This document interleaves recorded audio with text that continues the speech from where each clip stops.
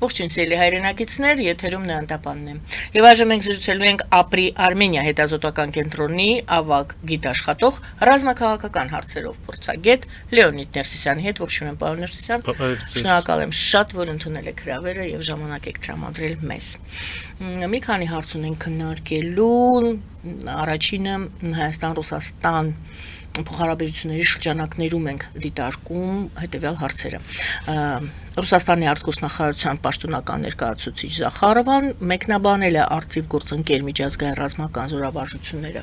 որոնք անցկացվում են Հայաստանում, եւ նա ասել է հետևյալը. ՆԱՏՕ-ն հայ զինվորականներին կսովորեցնի պատերազմել Ռուսաստանի դեմ։ Այստեղից հարց.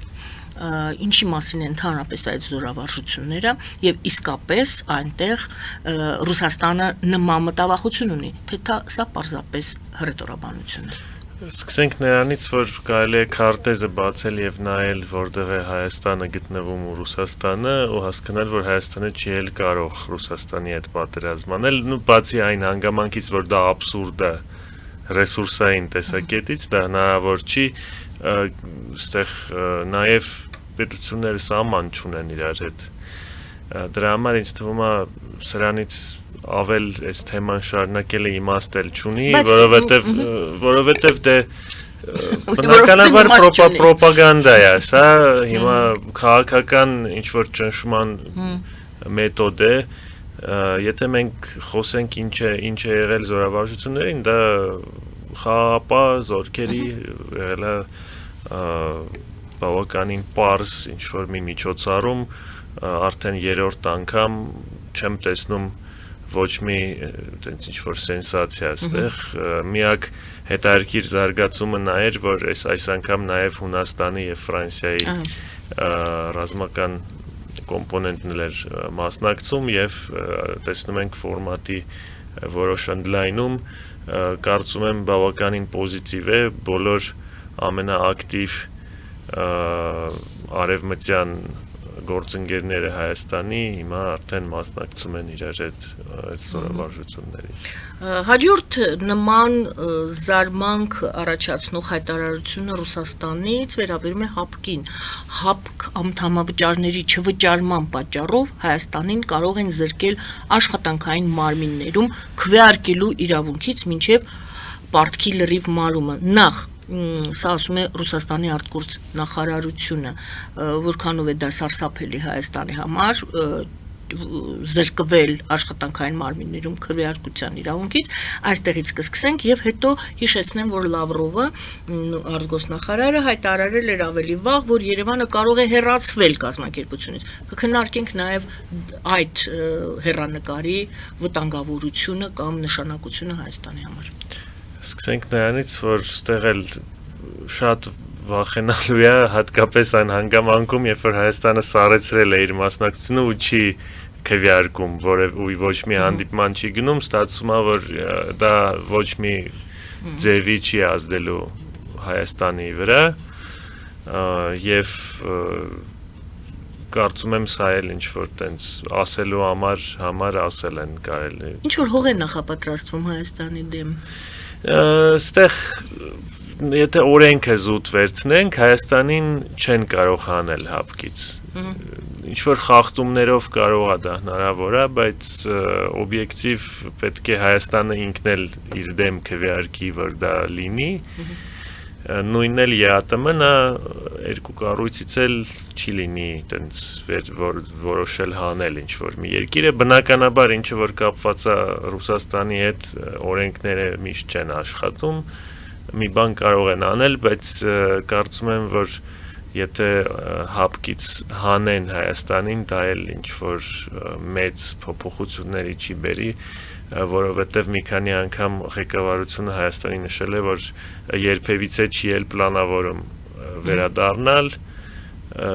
ստեղ ընդամենը կստացվի, որ այդ որոշումը վերջնական դուրս գալ ոչ թե Հայաստանը ընդունեց, այլ Ռուսաստանը։ Ու ստեղ մի ուրիշ հանգամանք էլ կա, ինձ թվում է դա ՀԱՊԿ-ի համար շատ լուրջ հարված կլինի, որպես կառույց, եթե բոլոր իր օրենքները խախտելով անդամին հանեն։ Դե ասում են անդամավճար չես տալիս, բայց չգիտենք այդպիսի կետ կա։ Ծառայություններից էլ չեն օգտվում, բայց եւ ծառայություններից չեն օգտվում։ Ընդհանրապես ինչու ենք այս մասին խոսում, որովհետեւ մենք այո, արտաքուստ հասկանալի է, որ հայ զինվորները Ռուսաստանի դեմ չեն պատերազմելու, որ խոսում են սովորեցնելու մասին։ Մյուս կողմից հապկից դուրս գալու, դուրս հանելու ոնց որ թե հնարավորություն չկա, բայց բոլորը նկատում են, որ այս ամենը այս խոսքերի մեջ կա Հայաստանին որպես թշնամի կարգելու, որակելու միտում։ Արդյոք սա է վտանգավորը։ Մենք փնտրում ենք, դե չգիտեմ, սա ճիշտ է թե սխալ է փնտրել ամենտեղ վտանգ, բայց այստեղ փորձում ենք հասկանալ կա իսկապես վտանգ։ Դե սկսենք նրանից, որ մենք տեսնում ենք, որ Ռուսաստանը արդեն տնտեսական պատժամիջոցներ է Հայաստանի դեմ կիրառում, ոնց էլ դա կոչվի,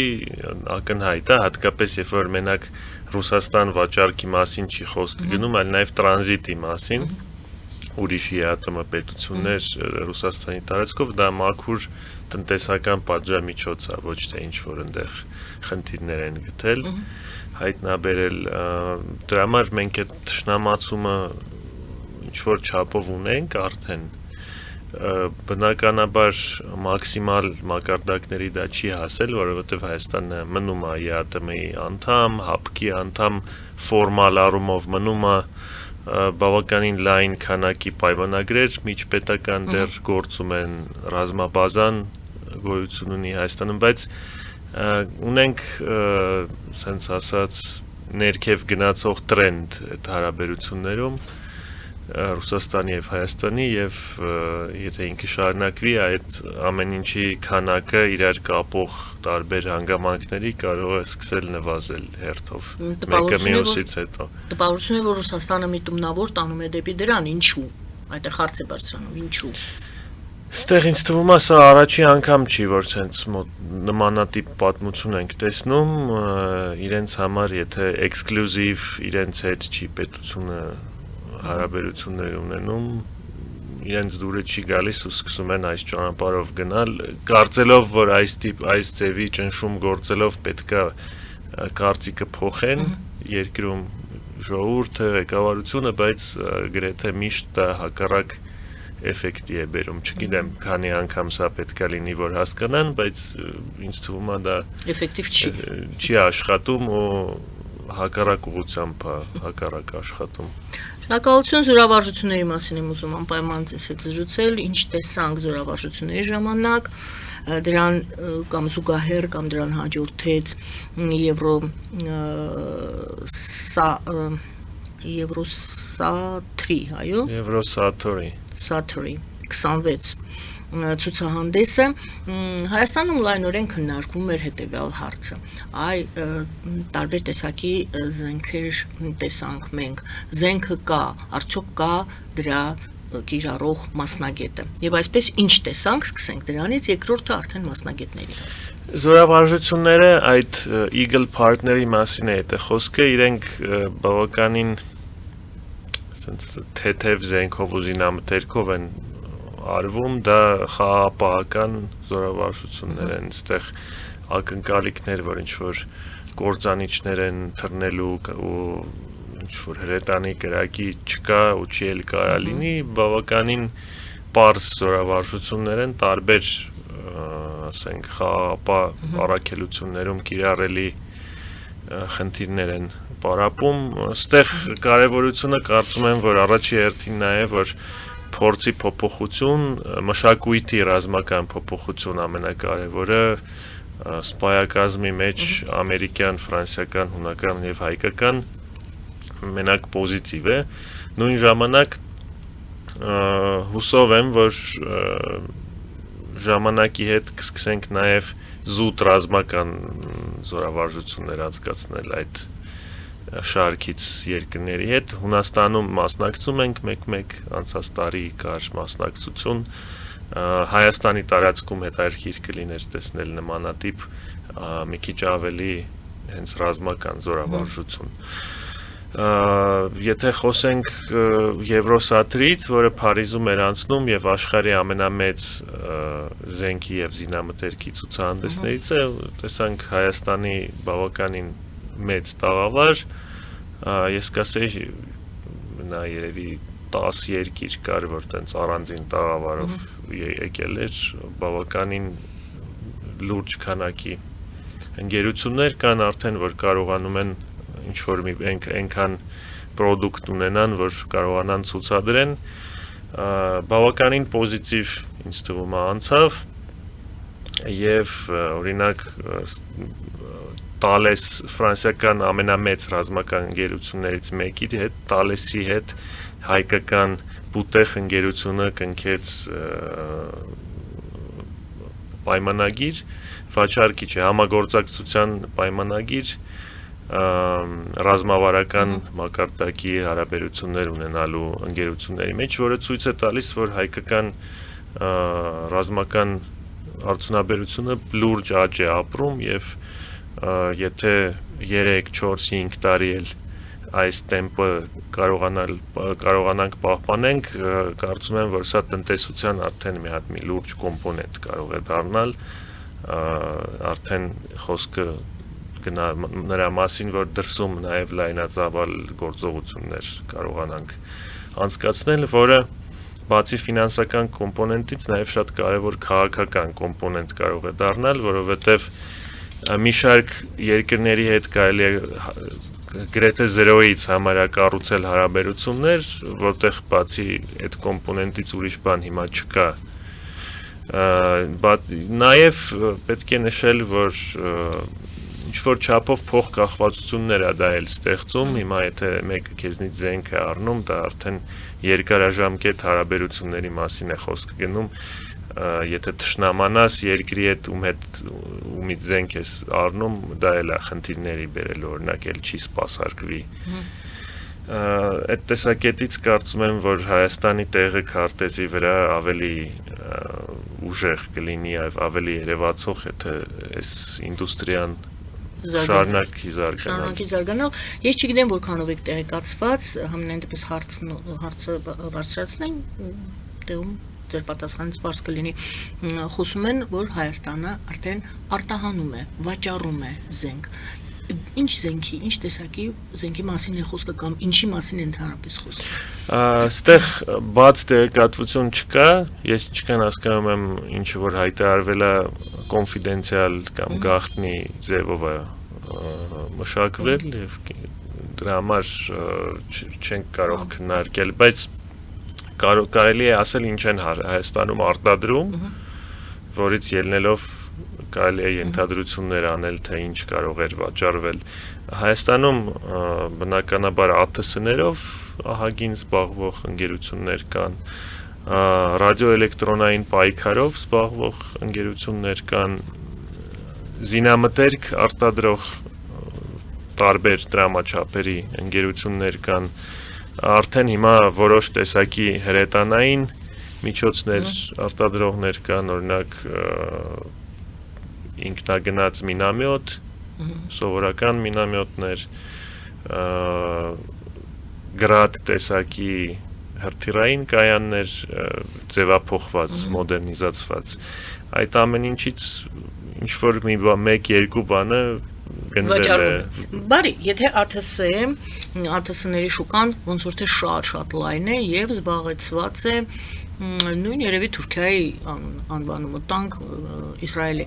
եթե մենք ԱԹՍ ենք արտադրում եւ եթե վաճառում ենք, ուրեմն ինչ որ առավելություն պետք է ունենա։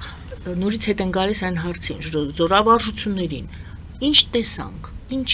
տեսանք, որը առավելություն ունի դրա նմանի այլ երկրում արտադրված։ Այստեղ խնդիրը ոնց որ նշեցի այս զորավարժություններին, այն է, որ այնտեղ չի կիրառվում տենց տիպի զենք, պայմանական մեծ մասամբ ավտոմատների մասին ինֆորմացիան էլի քիչ է, փակված է, այսինքն։ Փակված չի, բայց եթե ԱԹՍ-ների մասին զուտ խոսենք, այնտեղ մենակ Թուրքիան ու Իսրայելը չեն, հիմա սաղ աշխարհում լուրջ գումարներ են գնում այդ ուղղությունով, Ուկրաինան է շատ լուրջ արտադրող դարել նաև որոշ եվրոպական երկրներ, հիմա այստեղ կարելի է նիշ զբաղեցնել, ինչ որ գին որակ ճիշտ առաջարկ ունենալով եւ օրինակ ավելի մեծ ճկունություն ցույց տալով, ասենք համաձայնվել արտադրել պատվիրողի տարածքում, կոնֆիգուրացնել նենց ոնց որ պատվիրողն է ուզում, ավելի հաճախ փոփոխել մոդելը, ինչ որ օրինակ ավելի մեծ ընկերությունները դժվարությամբ են կարողանում անել այդ մոտեցմամբ, բայց ԱՏՍ-ների շուկան դժվար շուկա է, դա համաձայն եմ ես ձեր հետ, նույն ժամ համ դժվար է, համ էլ բայց մեծ քանակների գնումներ են այդ շուկայում հիմա կատարվում, բոլորը դրոն են գնում։ Զիջես նվազագույնը, չեմ ասում ինչ որ մի բան տեխնիկապես կարելի է զիջել, հարցը այն է օրինակ չգիտեմ 5 միլիոն դոլար արժի սա, դուք իրանից 30% ավելի քիչ խարակտերիստիկայով սարքել եք դրոն, որը բայց ասենք 50% էժան ավելի արժի։ Հիմա արդեն ահագին երկրներ կսկսի մտածել, հատկապես եթե միջին ինչ որ հարստության երկիր լինի, կարող է ավելի լավ 3 հատ օրինակ էժանից առնեմ։ Բայց տեխնիկական նկարագիր կա, տեխնիկական։ Դե հիմա միշտ դա այդ գին որակը միշտ կա, էլի, հիմա Toyota ավտոմեքենա առնեք, թե Mercedes, մոտավորապես այդ լոգիկայի մեջ է ամեն ինչը նաև ռազմական գնումները, մտը չէ այդ տենց որ վերցնենք, ամեն ինչը պիտի ամերիկական գնալ առնել բոլորին, որովհետև երևի ամենաբարձր ցուցանիշը։ Լավ, մենք ցուցադրեցինք դա եւ ուրեմն մայիսի 28-ին ունեցանք այդ ցուցադրումը, փաստորեն կարող ենք ասել, որ ինչ որ կիսատ ցուցադրվեց ոչ այն ամենը, ինչ մենք ունենք։ Հա, այդպես կարելի է ասել։ Նկատի ունեք ռազմաշքերթին։ Ռազմաշքերթի մասին է խոսքը։ Դե ամեն ինչը չի ցուցադրվել, չի ցուցադրվել է մենակ այն զենքը, որը գնվել է 2020 թվականից հետո, ու ոչ ամեն ինչը ինչ որ գնվել է 2020-ից հետո, բայց ինձ թվում է, որ ահագին մի մասը 50%-ից ավել է տեսականում։ Կարծում եմ, որ բավականին տպավորիչ էր ինչքան գնումներ են արվել ես դաժե կասեի 22-ից մեծ մասամբ հետո 4 տարվա մեջ բավականին լուրջ տեսականի էր եւ շատ ավելի մեծ քանակի, քան դրանից օրինակ առաջ 10-ամյակը եթե վերցնենք անգամներ ավել բայց բնականաբար մենք բանակում մինչև հիմա նաեւ ունենք հինզին տեխնիկան, որը կար եւ չի կորել 2020 թվականի պատերազմում։ Այստեղ անընդհատ էլի նորից հասարակությունը, ես հասարակության կողմից եմ հարց տալի, նեղ մասնագիտական չէ։ Ասում են ՆԱՏՕ-ն շատ ՆԱՏՕ-ի հետ շատ զորավարժություններ է անցկացնում, նույն Ադրբեջանը, այնտեղ պատրաստվում են ՆԱՏՕ-ն պատրաստում է ադրբեջանցիներին, ադրբեջանական բանակը նույնականացվում է, նմանեցվում է թուրքական բանակին, իսկ հայկական բանակը ինչ խարակտերիստիկաներ ունի։ Ադրբեջանը այդ process-ը շատ շուտ է սկսել 90-ական թվականներից էլ, երբ որ ասում եք իրենց պարագայում ՆԱՏՕ, դա հավասար կարելի է դնել Թուրքիա եւ այո, իրենց սպայակազմի մեծ մասը Թուրքիայում է սովորել, ոնց որ մեր մոտ առաջ մեծ մասը Ռուսաստանում է սովորել։ Ու մեծ մասը չէ, բայց շատ էլի։ Բացի տեղական համալսարաններից դրսում Ռուսաստանում էլ են շատ սովորել։ Հիմա եթե վերցնենք իրավիճակը 22 թվականից հետո Ռուսաստանում էլ հայ սպայերը չեն սովորում, սովորում են Ֆրանսիայում, Հունաստանում, ինչ որ չափով ԱՄՆ-ում, նոր հիմա ինչքան ես հասկանում եմ այդ ցանկը ընդլայնվում է երկրների, որտեղ սովորելու են գնում։ Մեկ էլ մենք ունենք հենց Հայաստանում աջակցություն ֆրանսիացիների կողմից։ Հիմա այդ ամեն ինչը համեմատել ինչ գործ է արվել 4 տարվա մեջ եւ ասենք արվել է 30 տարվա մեջ Ադրբեջանում բավականին դժվար կլինի։ Հարցս նա է, մենք խոսում ենք ռազմական բալանսը, դեռ հավասարակշռվածություն չկա Ադրբեջանի բանակի ռազմական պատրաստվածության եւ մեր պատրաստվածության մասին էլ ենք խոսում, բանակի ոչ միայն ռազմատեխնիկայի մասին է խոսքը, պատրաստվածության մասին է, դեռ տարբերությունը շատ մեծ է, տենց է պետք հասկանալ։ Ինչ որ ոլորտներում ահագին նվազել է տարբերությունը, օրինակ չգիտեմ, եթե հրետանին համեմատեմ, ես արդեն չեմ տեսնում, որ տենց մեծ դիսբալանս կա, բայց կարծում եմ, որ աշխատելու տեղ դեռ շատ կա, օրինակ ավիացիան եթե վերցնենք, այնտեղ օրինակ շատ լուրջ գերակշռություն Ադրբեջանը ունի եւ որոշ ուրիշ կոմպոնենտներում եւ այստեղ դժվարությունն նա է, որ իրենք շարունակում են մեծ գումարներ ծախսել բանակի վրա 20 թվականից հետո էլի։ Մենք էլ ենք շատ մեծացրել ծախսերը, բայց դա դեռ 1-2.5-3 անգամ քիչ է ավելի։ Շատերը համարում են, որ խաղաղությունը ոչ թե այդքան բառերով է, փաստաթղթերով է, որքան այդ բալանսի ապահովմամբ է, համաձայն եք։ Բնականաբար փաստաթուղթը լավ բան է, որ կա ինչ որ ժամանակ կարող է աշխատել, բայց ոչ մի փաստաթուղթ 100%-անոց երաշխիք երբեք չի եղել պատմության մեջ, դրա համար այո պետք է աշխատել, որ այդ գոնե ստեղծել այն իրավիճակը, որ հարձակվել է Հայաստանի վրա իմաստ չունենա, ասենք թանկ նստի, ինչպես ասում են։ Թանկ նստել չէ, թանկ նստելն էլ այն չի, որ ոչ մի ակնկալիքներ իրականացնելը հնարավոր չլինի, տարածք չկարողանան վերցնեն, մեծ կորուստներ ունենան եւ պարտություն կրեն, ասենց ասած, ես չեմ ասում, որ առաջի կետը դրան հասնելն է, որ իրենք չկարողանան Հայաստանից տարածք օկուպացնեն, ես չեմ ասում ինչ որ մեծ հակահարվածների եւ հակագրողների մասին, գոնե որ չկարողանան Ամենայնտեպս այն ինչ տեղի ունեցավ Ջերմուկում, այդպիսի բան տեղի չունենա։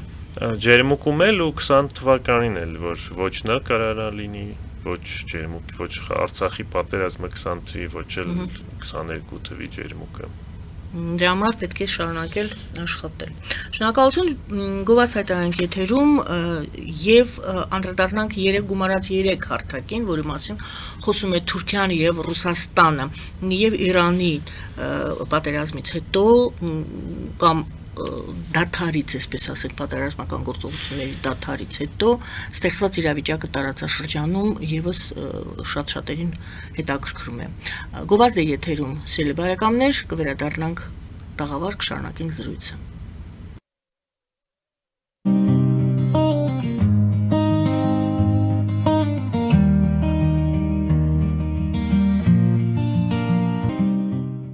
Ֆելիչե ժամանակակից ատամնաբուժական կլինիկա։ Այստեղ հարմարավետությունն ու խնամքն առաջնային են։ Այստեղ կիրառվում են ատամնաբուժական ամենաժամանակակից տեխնոլոգիաներ, ճշգրիտ ախտորոշում, արդյունավետ բուժում, նուրբ փորձառություն եւ անհատական մոտեցում։ Սկսած սովորական մանրուքներից մինչև առաջադեմ ընթացակարգեր, այստեղ դուք գտնվում եք բարձր որակավորում ունեցող եւ փորձառու ատամնաբուժական մասնագետների ձեռքերում։ Մեր բարեկամական եւ հյուրընկալ անձնակազմն այստեղ է յուրաքանչյուր այցը հաճելի դարձնելու համար։ Ֆելիչե, ձեր առողջ եւ ամենաերջանիկ շպիտը սկսվում է այստեղից։ Եկեք եւ բացահայտեք նորարարության, փորձագիտության եւ կարեկցանքի կատարյալ համադրությունը։ Երևան Փոստը Գրանադա Հյուզում տեղեկացնում է։ Դրամական փոխանցումներ 1%-ով։ Օդանավով 1 փաունդը 2.99։ Նավով ուղարկեք 1 արկղ, երկրորդ արկղը անվճար։ Ավտոմեքենաների փոխադրում անհավատալի արժեքներով։ Ինչպես նաև կահույք եւ մեծ չափի բեռների փոխադրում։ Jackpot հագուստի խանութը երկրորդ մասնաճյուղն է բացել Գլենդելի սրտում, որտեղ կարող եք ձեռք բերել եվրոպական եւ ամերիկյան ընտիր հագուստեղեն, կոշկեղեն, աքսեսուարներ, պայուսակներ ամենահարմար արժեքներով։ Նաև կարող եք ցանկացած ապրանք պատվիրել եւ ձեռք բերել կարճ ժամանակում։ Jackpot-ի Գլենդելի հասցեն է 1135 North Pacific Avenue, հեռախոս 818 813 2252։ Jackpot հագուստի լավագույն կենտրոնը Գլենդելում։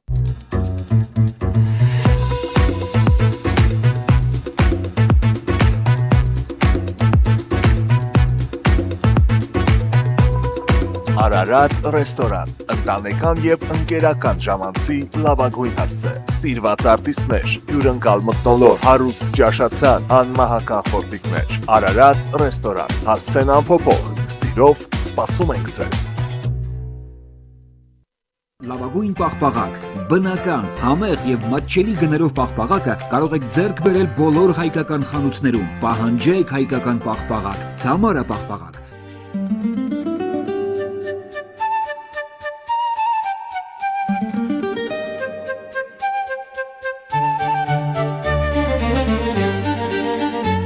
Նոյան տապան տպարան, Նոյան տապան հրատարակչություն, շարվածքից մինչև տպագրում, զանգահարեք, գրեք, այցելեք, միասին պատրաստենք ձեր գիրքը, ամսագիրը կամ թերթը, որտեղ նշվելու է, տպագրված է Նոյան տապանում։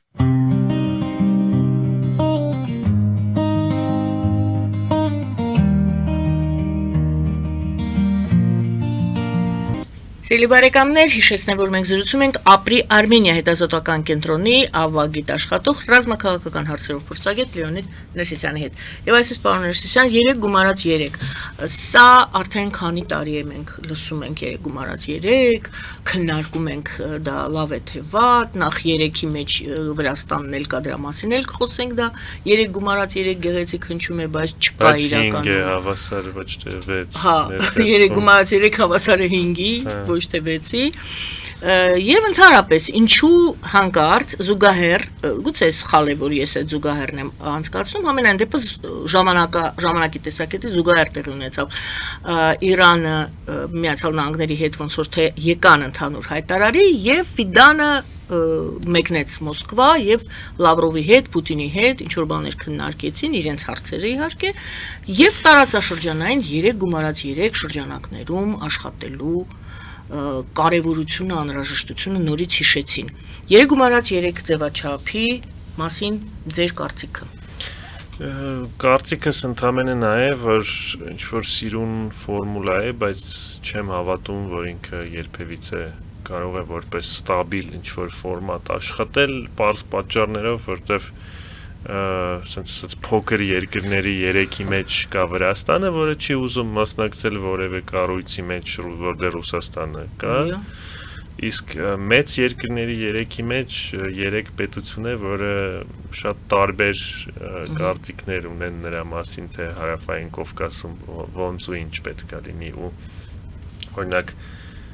Ռուսաստանն ու Իրանը ինչքան էլ հիմա համարվում է, որ ինչ որ բալկանին մոտիկ են դարել, դա օրինակ Հայաստանի պարագայում տենց չէ։ Հայաստանի հարցում, հա։ Հա, բավականին տարբեր դիրքորոշումներ ունեին, օրինակ 21-22 թվականին Ռուսաստանը ուզում էր Միջանցքը նոյեմբերի 9-ի, որ գրված էր Իրանը դրան շատ դեմ էր աշխատում եւ ինչ որ իմաստով Իրանը շատ մեծ դեր ունեցավ, որ այդ պրոյեկտը տապալվեց այն ժամանակ։ Հիմա այտենց ֆորմատը ինչքանով ստաբիլ կարող է լինել, կարող են հանդիպումներ մեկ-մեկ անցկացնել, բայց դրանից ավել չեմ տեսնում։ Հանդիպումներով եթե լիներ այդքան լուրջ տեսք չէին տա խոսքերով, թեկուզ ինչ որ նպատակ գուցե կա, էլի մենք փնտրում ենք ինչ վտանգներ կարող են լինել, նպատակը նա է, որ Եմեն ու ԱՄՆ-ն Հարավային Կովկասում չլինեն ներկայացված, դա է նպատակը այդ ֆորմատի, բայց ինչ որ ձևով պետք է նրանք խոչընդոտեն, որից գոնե այդ մեծ երկրներից երկուսը կուզենան երևի որ տենց լինի, Ռուսաստանն ու Իրանը։ Բայց ինչ որ Իրանի պարագայում հələ հարցական մի քիչ ավելի շատ է, օրինակ ԵՄ-ի հետ կապված, բայց Ռուսաստանը հաստատ չի ուզում Թուրքիան էլ, սենց ասենք երևի կուզի, որ այդ ԱՄՆ-ն ու ԵՄ-ն իրենց միջոցով ոնց որ Հայաստանում լինեն, ոչ թե ուղիղ Հայաստանի հետ։ Հիմա այդ ամեն ինչը երեքին էլ պետք են ինչ որ չափով, բայց մեկը այդ տարբեր հայացքները շատ տարբեր են հայացքները իրենց ու չեմ կարող տեսնել որ դա դառնա կառույց էլի ֆորմալ չեմ տեսնում քանի տարի է արդեն այո քանի տարի է եղավ մի երկու հանդիպում չեմ հիշում հաստատ 3-2 բայց ինչ որ Գործնական ոչինչ չարվեց։ Չեմ կարծում, որ լուրջ առաջգնացումների է դա բերել։ Կա կարծիք, որ թրիփի հակակշիռ է ինչ որ նպատակը թրիփին հակակշիռ ստեղծելն է։ Չեմ կարծում, որովհետև այդ կոնցեպտը թրիփից շատ ավելի շուտ է առաջարկվել եւ ավելի հին է, քան 2020 թիվը։ Ահագին հին կոնցեպտ է սա։ Երբեք չի աշխատել։ Դրա համար թրիփի հետ ուղիղ չի լինի կապել դա, բայց թրիփի պարագայում 3+3 հաստատ չի ստացվի, որտեղ Թուրքիան թրիփի կողմնակից է, իսկ Ռուսաստանը դեմ է, Իրանն էլ տենց կիսադեմ է։ Թուրքիան թրիփի շահառու կարելի է անվանել։ Այո։ Ոչ միայն կողմնակից, այլ նաև շահառու։ Դրա համար ստեղ էլ չի ստացվում էլի։ Հիմա Իրանի գործոնը նայենք։ Նախ Իրանի դասերը, մենք ինչ-որ դասեր, կարելի է թե շատ գեղեցիկ խոսքեր եմ ես ասում վերամբարձ, ինչ-որ դասեր մենք կարող ենք քաղել այն ամենից, ինչ մենք տեսանք տեղի ունեցել Իրանում, սկսած անցած տարվա հունիսից, այդքան շատ խորը գուցե չնայենք, բայց հիշեցնենք պարզապես, որ այն ժամանակ էլ Իրանը կարողացավ կանգուն մնալ և հիմա։ Շատ տենց մեծ քանակի դասեր երևի չենք կարող քաղել, որովհետև շատ սպეციფիկ ինչ-որ իրավիճակ է, այլ չափի պետությունների մասին է խոսքը գնում, բայց կարամ ռազմական դասերից մենակ ասեմ, ռազմական դասերը նաև որ մենակ Իրանում չէ, հիմա պատերազմում ապակենտրոնացումը շատ մեծ դեր է ստացել, դուք չեք կարող կենտրոնացնել ձեր հրամանատարներին մեկ կետում,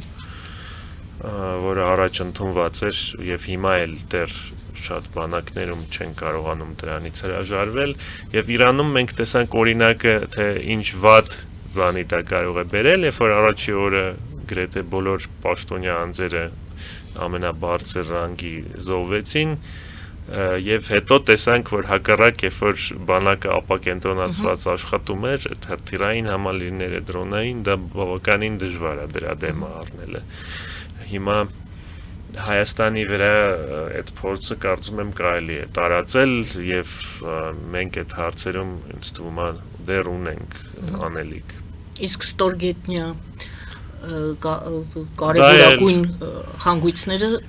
դա էլ բնականաբար դա նոր բան չի, բայց դասեր ասելով դե ինձ թվում է էլի ավելի շատ կարելի է աշխատել, հատկապես ելնելուց նրանով, որ Հայաստանում սարերը